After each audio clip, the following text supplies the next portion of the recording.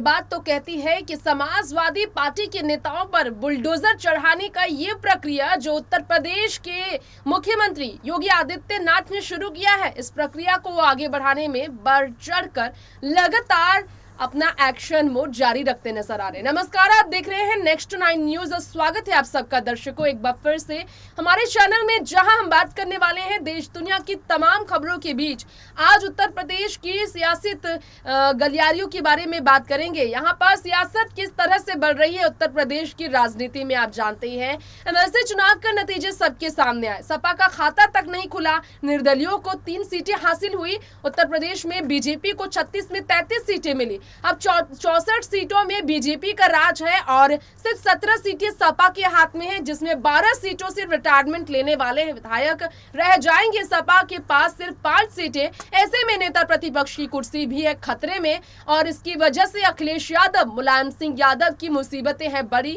हालांकि योगी सरकार को घेरकर अपराधनामा का गिनती कराने में अखिलेश कभी पीछे नहीं हटते। हर रोज वो यूपी में अपराधनामा के आंकड़े बयां करते हैं और बताते हैं योगी योगी 2.0 के राज में किस प्रकार से अपराधनामा योगी के होते हुए यूपी में बढ़ रहा है। और ऐसे में जब सपा के ही नेता के घर पर बुलडोजर चढ़ने का यह सिलसिला आज भी जारी नजर आ रहा है, तो समझ सकते हैं कि योगी सरकार कानून व्यवस्था को कड़क मिजाज के साथ कड़क करते हुए किस प्रकार से तारीफों में है।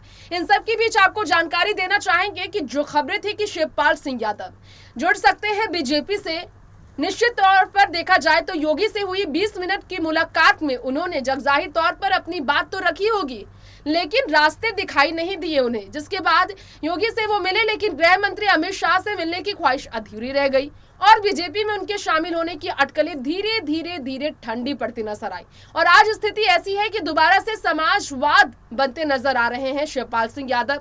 और रास्ता देखिए एक बार फिर से बीजेपी की ओर नहीं बल्कि बीजेपी से विपरीत समाजवादी पार्टी की ओर शिवपाल का बढ़ रहा है। लेकिन सवाल ये भी है कि क्या समाजवादी पार्टी के साथ दोबारा जुड़कर अपनी पार्टी को आगे बढ़ा पाएंगे शिवपाल, क्योंकि बगावत तेवर दिखाने के बाद मुलायम से मुलाकात को लेकर नजरअंदाज अब सवालों को करने वाले शिवपाल सिंह यादव ने अखिलेश से तब से मुलाकात नहीं की है जब से सपा विधायक दल के बैठक में समाजवादी पार्टी के नेता होने के नाते अखिलेश ने शिवपाल की जीत के बावजूद उन्हें सम्मान नहीं दिया। सम्मान के भूखे शिवपाल ने कहा था इंटरव्यू में कि मुझे किसी भी पद की लालसा नहीं है, अखिलेश मेरे पास आए, मैं मिले, नाराज नेताओं को मना रहा हूं। मैं विधानसभा चुनाव से पहले जब टिकट नहीं मिले थे तो नाराजगी को दूर करने के लिए अपने पार्टी के नेताओं को लेकर शिवपाल ने कहा था। जब अपर्णा ने बीजेपी का दामन थामा तब भी अखिलेश के सपोर्ट में ही शिवपाल खड़े रहे और उन्होंने कहा कि जरूर राजनीतिक दूरियां आ सकती है, लेकिन मतभेद परिवार में नहीं हो सकता। आज उस अपर्णा का भी साथ शिवपाल के साथ खड़ा नहीं। शिवपाल के लिए मुसीबतें तमाम है। जरा जानिए कि किस तरह से पहली बार शिवपाल सिंह यादव ने अपर्णा को लेकर कह दिया था बीजेपी में वो शामिल हुई, हमें कोई दिक्कत नहीं है क्योंकि फर्क नहीं पड़ेगा समाजवादी पार्टी को। जी हाँ, राजनीतिक रास्ते अलग हो गए हैं लेकिन परिवार एक है, वो हमारे घर की बहू थी, है और हमेशा रहेंगी। परिवार अब एक हो चुका है और ये परिवार कभी नहीं टूटेगा। जिस परिवार को छोड़, समाजवादी पार्टी को छोड़ 5 साल पहले अलग रास्ता शिवपाल ने चुना था प्रसपा को खड़ा करके, उसी परिवार के बारे में शिवपाल के ऐसे बोल इसलिए थे क्योंकि अखिलेश ने अपने चाचा को मनाया और सपा के चिन्ह पर चुनाव लड़ने के लिए टिकट दिया था, इसलिए ऐसी बोल थी शिवपाल की। आज ये बोल नजर नहीं आती है और ये बात अपर्णा नहीं भूल पाई है कि कैसे शिवपाल ने कहा था कि बीजेपी में जाकर उन्होंने गलती कर दी है। उनकी राजनीतिक सफर पर इसका बड़ा असर पड़ेगा।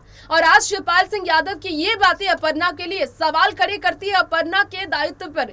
क्या वो अपने चाचा ससुर को जो सम्मान देती है उनके लिए बीजेपी के रास्ते नहीं खोल सकती है?